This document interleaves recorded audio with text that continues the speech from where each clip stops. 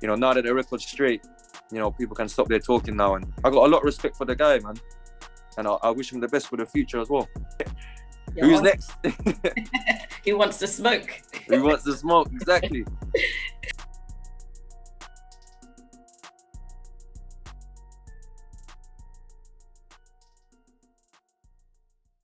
So with your girls, Katie and Sham at Boxing and Bantz, and I am mega excited to welcome back the winner of the super featherweight bout between YOUSSEF Khoumari and Kane Baker last Saturday in Gibraltar. YOUSSEF, welcome back. Well done. What can I say? You know, we're just super, mega proud of you. Yeah, no, thank you. I mean, you know, I'm happy to get the win. And I'm happy I got the win in the fashion I did.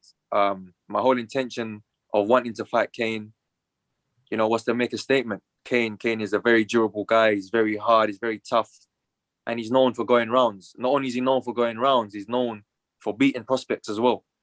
You know, if you're not up to scratch, he's a guy that's going to come in and take your all. You know, and so I just wanted to go out there, prove a point to everyone that, you know, I'm one of the top guys in the division, because the majority of my career has been under the radar. I haven't really been on big cards like last week and etc. So I wanted to take this chance with both hands and show all of them top guys, you know, there's someone coming to take their place. And that you did. So again, congratulations on your win, YOUSSEF. So have you watched the fight back, and are you happy with the performance? Yeah, I watched it back maybe because, you know, Matchroom Sky put that thing up so quick. So I think I got back in the change room, I got changed, and the thing was already on YouTube. So I was watching it while I was waiting for the other guys to come and go out. Yeah, you know what, with the performance, I was pretty happy with it, you know. I mean, I did what me and Nick and Zav planned to do in training camp, which was to fight at times, use my jab when I needed to, and box, and just do a range of everything, just showcase my skills that I have. You know, it was the platform to do so. And, you know, I think I did. I think I showed the people I can do. Obviously, there's a lot more in the locker that's locked up for the next time we go out. But I think I proved to everyone that, you know, I'm not just another guy, you know, I'm a guy that's coming to do damage in the division and cause problems for the guy that's up there. Absolutely. And how about the weigh-in, the face-off, you know, all of that kind of stuff? I mean, obviously, we were watching the weigh-in, and, you know, we saw what happened. I was on the edge of my seat when you know, went slightly over and up to take off your whole everything stage, you know. Like, how did you find that whole experience? Yeah, you know what? The press conference was cool because, you know, first off, the press conference was all going to be part of the same complex that we were in. We all stayed in one hotel. And I thought the press conference was going to be the press conference was going to be in the same hotel, and we just had to go downstairs. But when they said, you know, we had to be downstairs to get on a bus to go to it, I thought, you know, that's nice. You know, we get to travel around a bit and maybe see a bit more of the place. Because, you know, we weren't allowed to leave the hotel. We had to strictly stay in the hotel apart from media stuff.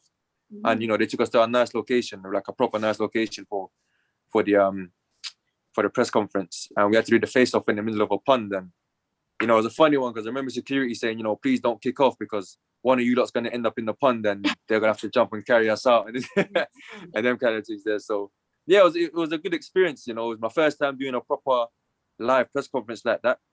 And, you know, I enjoyed it, you know. It's just part of the whole boxing experience. And you want to be part of events like this as a boxer, you know, that can build your profile and, you know, build you up for eventually when you have to do, you know, even bigger press conferences one day. Yeah, we also have, and I assume you also the weigh-in and saw what happened. You know, I don't know, maybe they played around with the scales and fixed me or something, but honestly, yeah, I was on the edge of my seat. Yeah, I remember I jumped on the scale, right? I saw Kane weighed in a bit light.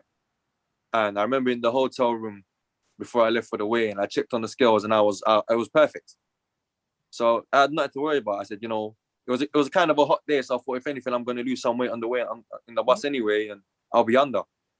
But, you know, I jumped on the scales and I think I was 130.2. And, you know, Eddie said, you want to try without your mask? So I tried without the mask and it went to 130.1. Yeah. And, you know, I think they said, oh, what do you want to do? And I said, well, I'm not gonna run off and skip off a 0.1. So I said, yeah, just get the towel, man. Let's get this over and done with.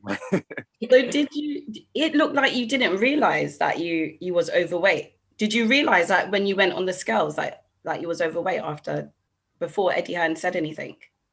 Do you know what? I saw 130.2 on the scales, but because we weren't really going for no title or anything, I thought they would have let it slide. But you know, I guess not. They didn't want to let it slide, so I guess I had to jump back on and actually make the weight. But it is what it is. It is what it is at the end of the day. You know, it was a bit of a laugh at the end of it, and yeah, you know, I mean, I think maybe they did it because I don't know. Maybe Kane's team did it to maybe throw me off a little bit or something. But you know, we just kept focused. The weight got made anyway.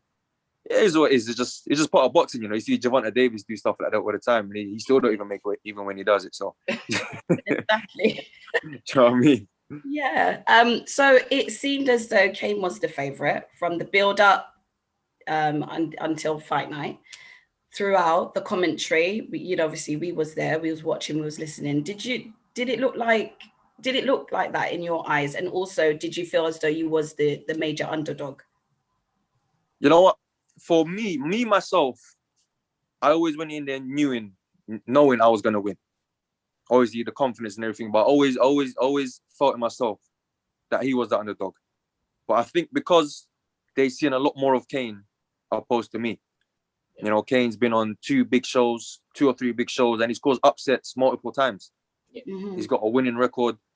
They knew a lot more about him than they knew about me, which I think aided to them making him the favorite. I mean, all that did for me was motivate me, you know.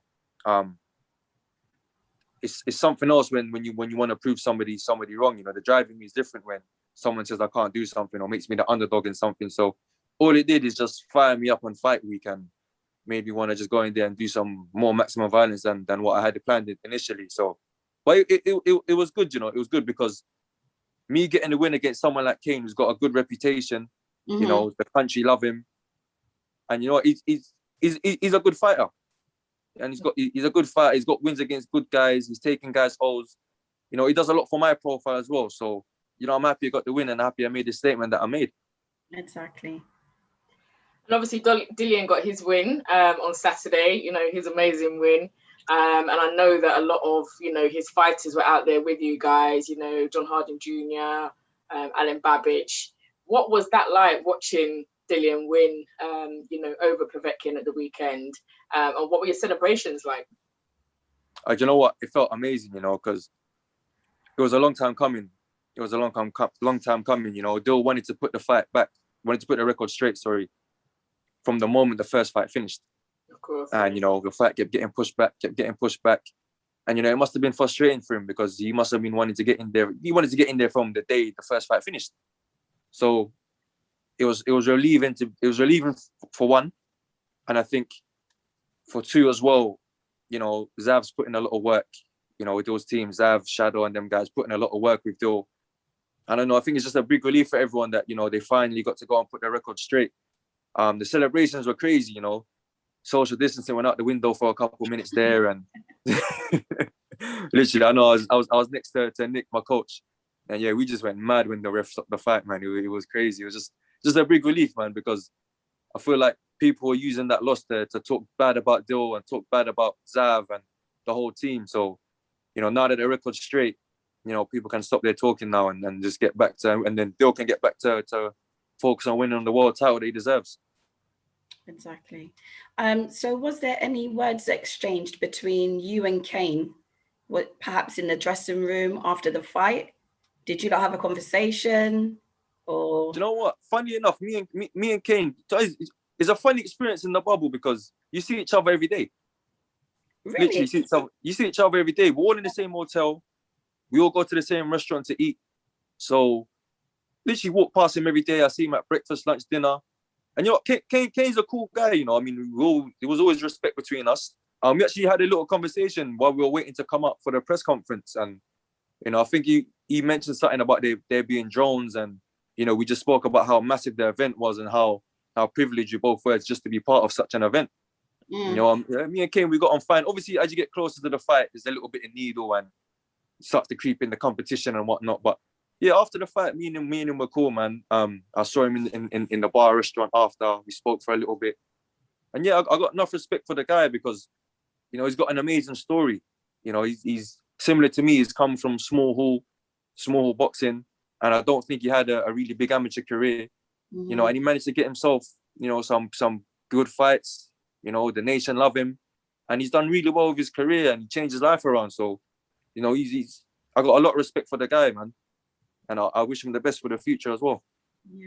Yeah, us too. You know, I'd say, you know, big up Kane, because he, you know, he was really courageous, you know, and he was, you know, it was graceful actually. I felt in the build up to the fight as well. So, and he took the loss well. So Youssef, what is next for Super Youssef? What's in your future? Do you know what? Now it's almost like a Kill Bill list for everyone in my weight division, and the weight above and the weight below, or any weight, because I feel like Saturday I showed everyone I've arrived now. You know, I've arrived. Like I said, I was under the radar, but now I've arrived. Everyone knows what I'm about. You know, like I was saying after the fight, I'm not here to have fights where I've got to chase guys around the ring and wrestle and have boring fights. I want to give the fans fan-friendly fights that they're going to enjoy and watch in the future. You know, we still watch fights from years ago, like fights that Marvin Hagler and Hearns, you know, may Hagler rest in peace. Guys like Sugar Ray Robinson, Ali, Fraser, them kind of fights there that people watch years after it's happened. I want to be involved in them kind of fights that fans remember. So I'm coming for them guys. If any of them guys, they want to have a proper fight, then I'm ready for them. Let's go. Is there any particular name? Anyone you got in mind? You know, anyone. I'm up for all the smoke. I know the top guy in the division. I know they creep me into the top 10 now in the UK on BoxRec. I know BoxRec's not official, but you know, looking on BoxRec, there's guys up there. There's Zelfa Barrett's up there, Martin J. Ward's up there, Carl Frampton's up there. You know, whoever, even internationally, you know, Kiko Martinez can get some too. Whoever's out there. I just want to have good fights. You know, just hard fights, entertain the people. Yeah. And you know, and keep excelling in boxing. You know, I mean, I don't really want to make it a personal thing with anyone, but you know, it's boxing, and I just want to have good fights, man, and entertain and have bust ups. Youssef, it was a solid performance. You look mean, you look lean, and you look strong. Well done. And big up Zav and Nick and the full IQ team down in Neasden. We wish you the best of luck, and we're always here. We're behind you. So Thank you. Good luck for your future fights, Youssef. I know you're going to smash some doors down. You're coming. You're ready. Yeah, 100%, 100%. I feel like the weekend, you know, I wouldn't say the door. They weren't letting me in the door, but I've just come to you and kicked the door down anyway without even asking for them to open it now. So, you know, we've arrived in the big stage, and you know, Eddie says winner stays on. We won, so I guess we're staying on. So who's next? Who wants to smoke? Who wants to smoke? Exactly. You know, I can only echo Katie's sentiments. You know, well done again for Saturday. You know, we're super proud of you. We're looking forward to seeing, you know, what you're going to bring next, really. Just really excited to see it. And thanks again for joining us again today. No, anytime. Thank you for having me on. And, you know, thank you for the support in the build up to this, because, you know, you both supported me, gave me words of encouragement, you know, throughout the camp and that. So, you know, I appreciate it a lot. And yeah, on to the next one. Let's go. Let's go. Okay, guys, so that's KJ and Sham again with Youssef Khomari at Boxing and Bantz. And don't forget to like, comment, share, and subscribe.